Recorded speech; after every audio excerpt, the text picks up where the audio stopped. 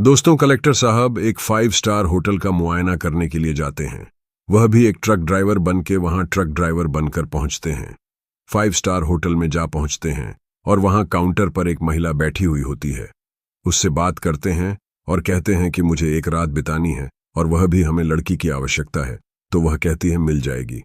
पूरी रात के लिए RS 5,000 का वह पेमेंट करते हैं और वह एल्बम देती और कहती है इसमें से आप लड़की चुन लीजिए। जब वह खोल करके देखते हैं, किसी ने उन्हें यह बताया था कि इस 5 स्टार होटल में तुम्हारी पत्नी आती है और वहां समय गुजारने के बाद चली आती है। तो इसी को देखने के लिए उस एल्बम को जब पलटने लगते हैं तो दोस्तों वही वाकया होता है कि उनकी बीवी का फोटो बाकायदा लगा हुआ होता है। दोस्तों, जब फोटो देखते हैं तो एकदम कलेक्टर साहब खड़े के खड़े रह जाते हैं। सोचते हैं कि जो मैंने सुना था आज वह देखने को मिल रहा है। दोस्तों, यह दिल्ली का वाकया है। दोस्तों, कलेक्टर साहब अपने बच्चों के साथ दिल्ली रहते थे, लेकिन उसकी जो पोस्टिंग थी वह दूसरी जगह हो चुकी थी, उत्तर प्रदेश डिस्ट्रिक्ट हापुड़ में। लेकिन उनकी बीवी बच्चे दिल्ली में रह रहे थे। दोस्तों, उनकी जो पत्नी थी कर्कश स्वभाव की थी, क्योंकि वह अभी ज्यादा उम्र की नहीं थी, लगभग 30 वर्ष की थी।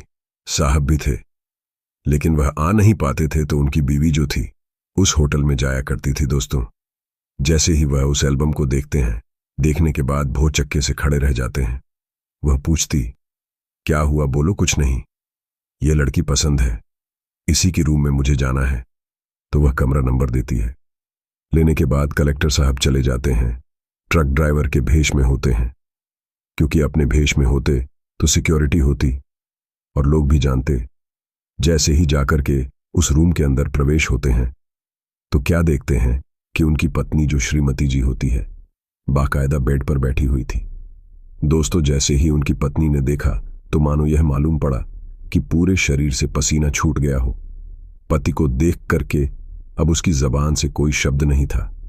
कलेक्टर साहब जो होते हैं वह सोचते हैं और पूछते हैं, यह क्या है? यह मेरी बीवी है जो हमसे कसम खाती थी, रोजाना वीडियो कॉल करती थी और कहती थी कि ऐसा कभी कुछ हो नहीं सकता। मैंने 1-2 बार पूछा, वह पास जाकर बैठ जाते हैं, लेकिन वह गिड़गिड़ा से कहते हैं, चिंता मत करो, आप बिल्कुल बेफिक्र बैठिए, मैं तो चला आया, लेकिन आप यहां मिली, अच्छा किया आपने। ठीक है, अब बताइए आप इस जगह किस हालत में, इस जगह क्यों आए? क्या मैं तुम्हें पसंद नहीं हूं? दोस्तों, अब उसकी जुबान से कोई शब्द नहीं आता है। दोस्तों, इसके बाद में जो कलेक्टर साहब होते हैं, इनकी पत्नी एक लड़के से मोहब्बत करती थी। वह लड़का रोजाना होटल में मिलने आता था, तो उसके पास लड़के का फोटो होता है, फोन नंबर, सब कुछ होता है। अपनी बीवी से उसे उस जगह बुलवा लेते हैं। बुलवाने के बाद और कहते हैं, आप चिंता मत करो, मुझे कोई बात नहीं करनी है, मुझे कुछ नहीं करना है, आप चिंता मत करो। चलो यहां से चलते हैं, घर पर चलते हैं, लेकिन उस लड़के को बुला लीजिए।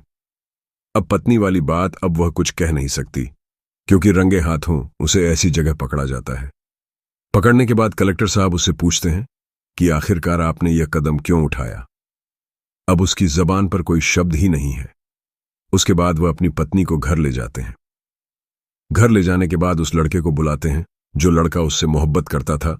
पत्नी से फोन करवाते हैं और कहते हैं कि किसी को मालूम ना पड़ जाए, इस बात का भनक ना पड़ जाए, उसे यहां बुलाना चाहिए। तो लड़का रोजाना की तरह उसके पास पहुंच जाता है और कलेक्टर साहब की बीवी कहती हैं कि अभी घर पर कोई नहीं है, आप आ जाओ, मुझे आपकी बहुत याद आ रही है, आपके बगैर मैं जिंदा नहीं रह सकती, अभी अभी इसी वक्त आ जाओ। मुझे अच्छा नहीं लगता है दोस्तों जब वह मीठी मीठी बातें करती हैं, लेकिन वह लड़का कहता है कि अभी तो मैं गाजियाबाद हूं, समय लग जाएगा। बोली, कितना भी समय हो, कोई भी हो, लेकिन अभी आपको आना है मेरे पास, मैं तुम्हारे बगैर 1 मिनट रह नहीं सकती।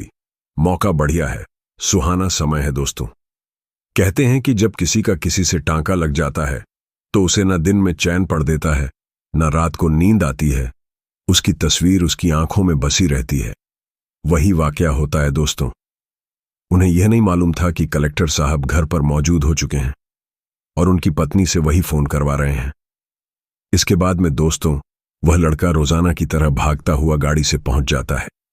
गेट जब खुलता है, गेट खुलने के बाद और जैसे ही वह अंदर प्रवेश होते हैं तो अपनी प्रेमिका को और कलेक्टर साहब को देख करके उनके होश उड़ जाते हैं और भौचक्के से खड़े रह जाता है। कलेक्टर साहब कहते हैं, आइए श्रीमान जी, आपका स्वागत है। आप डरो नहीं, इधर आइए, अंदर आइए बुलाते हैं।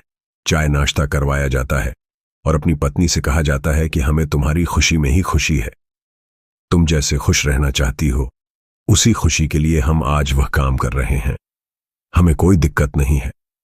उसी समय उस लड़के से कहते हैं कि तुम्हें हमारी यह पत्नी पसंद है, कोई दिक्कत नहीं है।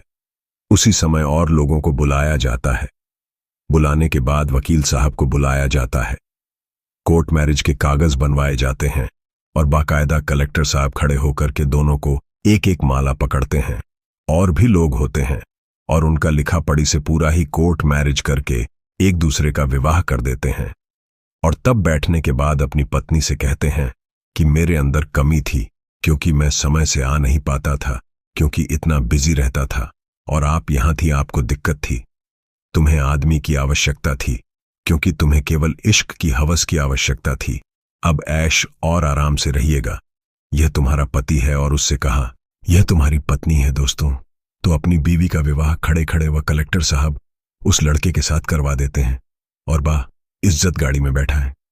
लेकिन कलेक्टर साहब की जो पत्नी सीमा होती है, श्रीमती जी गिड़गिड़ा लगती हैं, पैर पकड़ने लगती हैं, क्योंकि कहां कलेक्टर और कहां वह लड़का, एक छोटी सी जॉब करने वाला, और कहां यह करोड़ों का मालिक। अब वह गिड़गिड़ा लगती है।